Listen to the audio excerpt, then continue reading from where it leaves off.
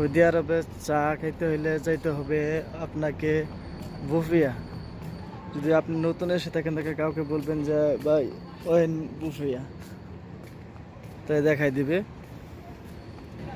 দেখেন কিভাবে চা বা কফি চাইতে হয়। নাদের জিপ ওয়াহিদ কফি টাল। আমি এদিকে আসতে বলতেছি একটা কফি দিতে। ওয়াহিদ কফি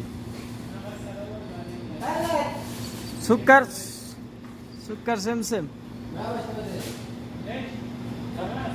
ময়া ময়া সোয়াম। দেখেন এই 1 রিয়াল একটা কফির দাম বাংলাদেশে 32 টাকা।